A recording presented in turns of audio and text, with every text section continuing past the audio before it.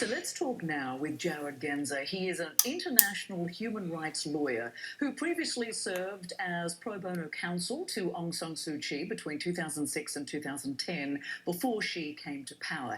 He recently wrote this op-ed for CNN.com and joins us from Washington, D.C. Good to have you with us. Thanks for having me.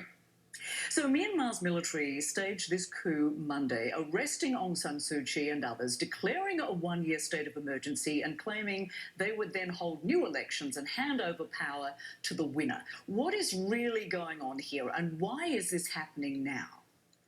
Well, I think a lot of people had thought that she had made accommodations with the military that would provide incentives for it to never need to undertake another military coup, giving them a free pass on their genocide of the Rohingya people, not saying anything or doing anything about the massive military conglomerates that have made a fortune for the military and funded their weapons and corruption and a range of other accommodations. And ultimately, what people failed to calculate or consider was the fact that the current head of the Myanmar military, General Min Aung Hlaing, had his own personal ambition that was at stake here. He is facing a mandatory retirement in July of this upcoming year. He wanted to be president and was quickly shot down with that idea. The military supporting political party last November in the parliamentary elections only got 7% of the vote of the seats in the parliament. And he saw no way forward, especially given he himself is facing potential genocide charges abroad. And so, ultimately, when she was unwilling to yield to the military and have this new electoral count, the military claimed there was fraud, and to suspend the beginning of the new parliamentary session, he then decided to make his move. And, of course, even though Myanmar has held democratic elections in recent years, the reality is the military has always been in control. And that was made very clear when Suu Kyi fell from grace for her unconditional support of the military's brutal and deadly crackdown on the Rohingya population. How inevitable was it that the military would seize back full control in the end? I don't know that it was inevitable, but they always had that option, and that was crystal clear. It was the military itself that wrote the 2008 Constitution that was then, jammed through with a so-called referendum that international observers said was neither free or fair. And the Constitution has some extraordinarily anti-democratic provisions in it. For example, the military have 25% of the seats in the parliament. You can't amend the Constitution with more than 75% of the vote, for example. There's also this provision, which they purported to invoke, although they didn't do it properly in this particular case, where if an emergency is declared, then the military actually assumes all of the powers of the executive, legislative, and judicial branches of the country, which is, on the face of it, outrageous. But they actually miscalculated in writing this Constitution, because under the Constitution, only the president can actually declare a state of emergency. And the president himself was arrested and forcibly deposed. And so even by their own claims that this was somehow constitutional under their own system, in fact, they're not even following that Constitution itself.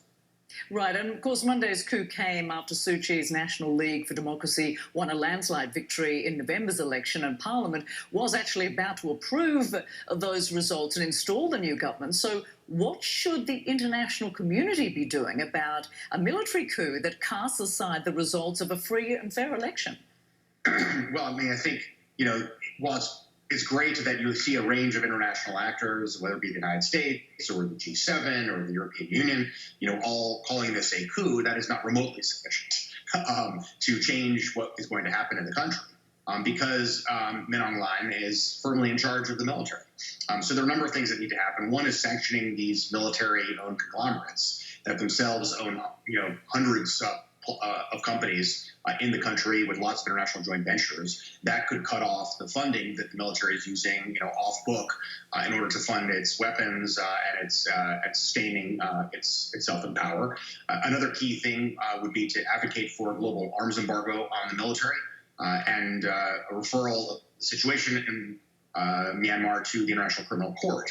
These latter two things are going to be harder to achieve because of the Security Council at the United Nations includes China and Russia, which are not likely to want to support that. But I think that the big variable that needs to be considered, and we're going to have to see how this plays out in the coming days, is what are the people of the country going to actually do? They've historically stood up against military dictatorships over their long history of unfortunately having them. And UN Secretary General Antonio Guterres says the Myanmar coup is absolutely unacceptable, but he also criticised Aung San Suu Kyi for being too close to the military. Where does all this leave Suu Kyi and the other officials? Well, I mean, it's interesting for me personally, having worked on her behalf to get her out of house arrest back when she was, shall we say, a much more heroic figure. It's been incredibly disconcerting, disappointing, and really terrible how she has been complicit in the genocide of the Rohingya people, even defending the generals of the World Court. What I've had to tell a lot of people in the last several days, however, is that this isn't about her anymore. Not for the moment, at least. This is about the people of the country, more than 55 million, who turned out en masse to vote, even in the midst of COVID, and voted overwhelmingly to put her party back into power. We do need to deal with what's happening with the Rohingya. You have more than 1 million refugees, 200,000 internally displaced persons in the country, in horrific conditions that need help and support desperately. But we're not going to see a brighter future for the country if we can't restore democracy to it and if the military isn't forced to go back to the barracks. And we will, of course, continue to follow this story very closely. Jared Genser, many thanks for joining us. Thank you.